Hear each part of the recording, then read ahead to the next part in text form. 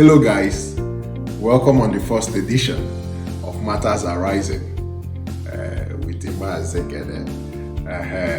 Welcome.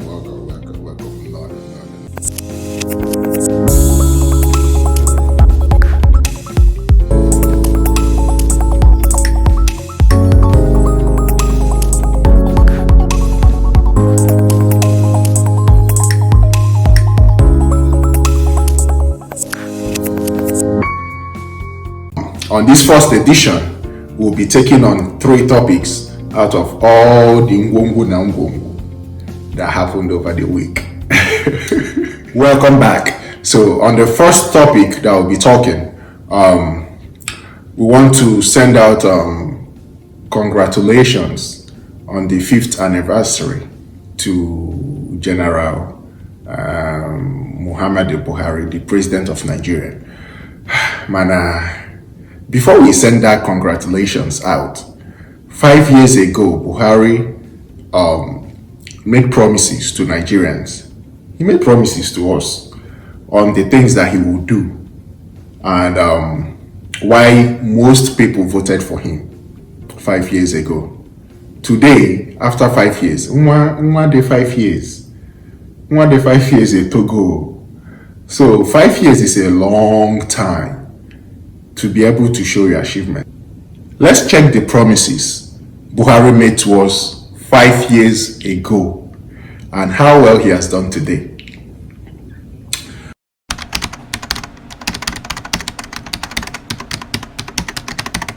Out of all the list of all the promises he's made, I don't want to list all of them, but some were actually ridiculous. But Buhari promised Nigerian youths 3 million jobs. Now, I don't want to go into the details of or the statistics of unemployment, because the everyday common man that goes out on the streets every day, the young graduate that just graduated, finished his NYSC, where are the jobs? We carrying our CVs to offices and disturbing our uncles wherever for jobs know how hard it is to find job in Nigeria. One way or the other, you've been affected. Maybe not directly, but through a sibling or something. We all have felt this thing of unemployment, and it's increasing daily. Now, another issue I want to talk about is he promised us that he was going to fight corruption. Corruption. So corruption is still very deep in the fabric of the Nigerian system. Just few days ago, Buhari asked the Senate that he wants to borrow 5.3 billion. All the money that has been borrowed and all the money that has been returned, what did we use it for? Where is this money? Because we haven't seen any development. We haven't seen any, and those that will come with the second Niger bridge, those projects, mind you, most of these projects were commissioned during Jonathan's regime. Now, I'm not supporting Jonathan or anybody. Corruption has always been across all sectors and across all parties and across all times over the years. But let's be guided in bringing up projects that were commissioned and the money allocated in another regime and trying to give the credit to the people now. As of 2015, the Nigerian foreign debt was about $7 billion. Today, currently, we are exceeding over $30 billion on our debts. Now, my question is, what did we do with all this money? Still no answers. Who is going to pay all this debt? I feel like these guys are mortgaging the future of our children, the future of the country. I still don't want to go into how epileptic the power sector is. They promised us by 2019 we would have steady light. Well, this is 2020, Vision 2020, and even Eben can Eben. The most ridiculous of them all was promising gullible Nigerians that he was going to turn or make the exchange rate for $1 equal to 1 Naira.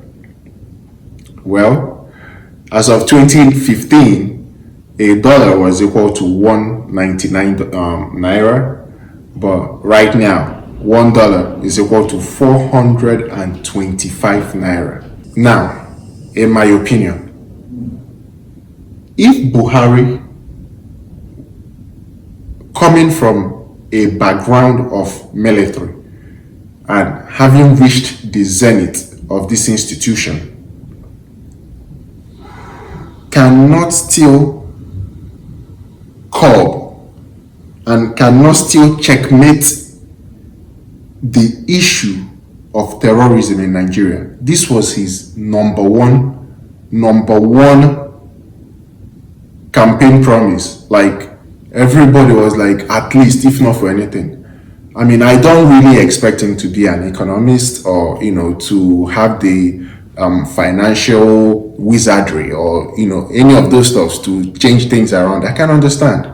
But in the area of security, if we are still having security issues, then that begs the question. I will leave you to George, how well he has done in 5 years. Moving on. When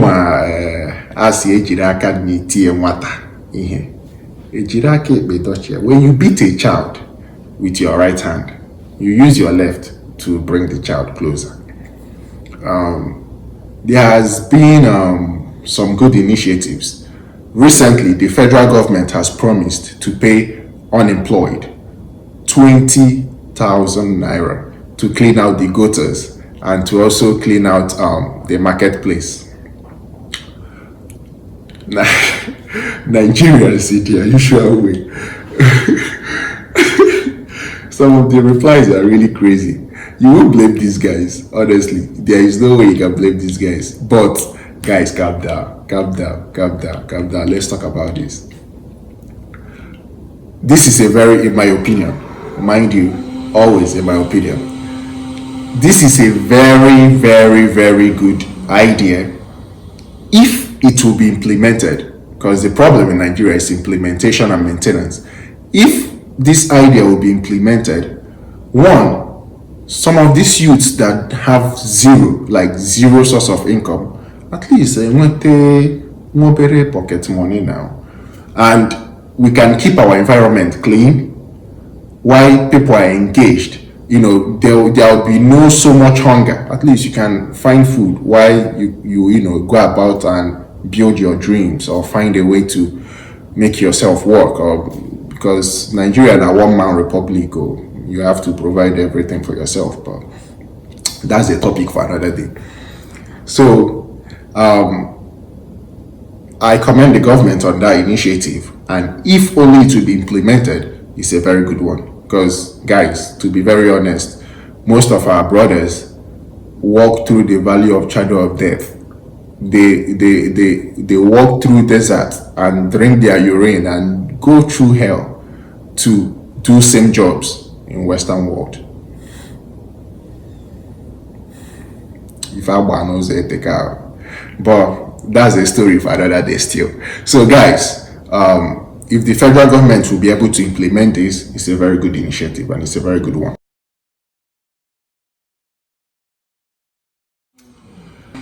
Honestly, why I don't want to play this video is because I've seen people literally break down emotionally, sobbing in tears, because this guy was literally tortured to death. And that has always begged the question, is it a crime to be black in America? Now, I don't want to go into whole details about this. This is already bad enough. But one thing from my own opinion and my observation, what I saw, if you're looking at this video from the front, you only see one person pinning this guy down on his neck. Nah, natures, this guy Wadimba, a huge guy. Find a way to wiggle, and it's just one person holding you. Find a way to wiggle and breathe. That was what I was thinking. Until if you see the picture or the video from the back, you see that there were actually three men pinning this guy down. So he literally couldn't move.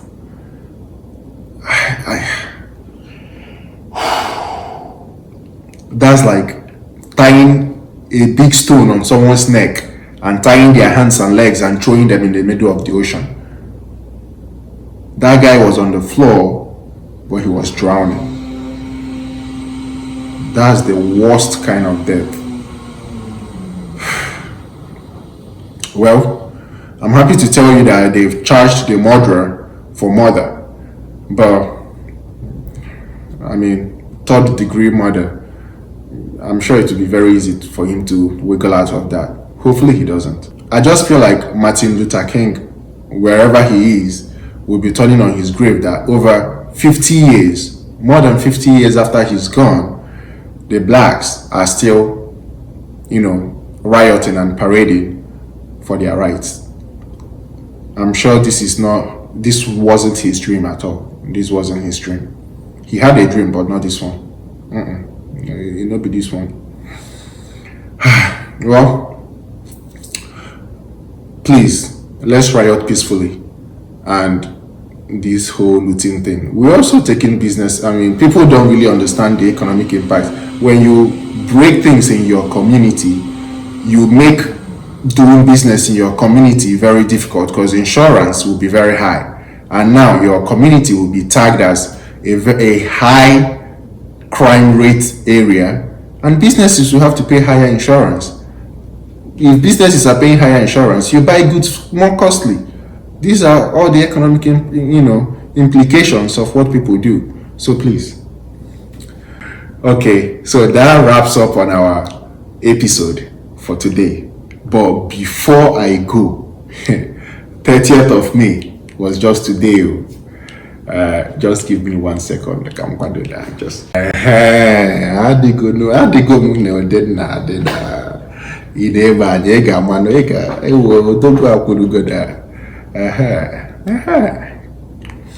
Today, I remember Biafra. Today, I remember our loved ones, our brothers and sisters that laid down their life for the struggle. Aye chefura. Ana ma achekwa n'ọchị mana iwe dị m n'obi. Aye chefura. Over 3+ millions of our brothers and sisters died. I don't want to go into the details of how they were literally starved to death. Well, let's talk about that another day. But today we remember them and we honor them. And we pray that they continue to rest in peace. Our prayer is Ozo emezekwana. Ozo emezekwana. Nwata na-afụbeghị agha na-akpọ ya agha. Ego nye nwata egbe ọfụ ọ dị ka ya zụ ndị mmụọ n'ụzọ. Let us use caution.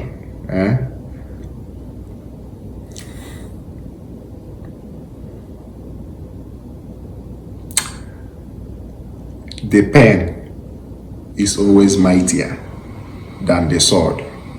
Mana ị ga-ejikwa mma gị na-akpa. Biafra kwenu. Biafra kwenu. Biafra kwezuodo.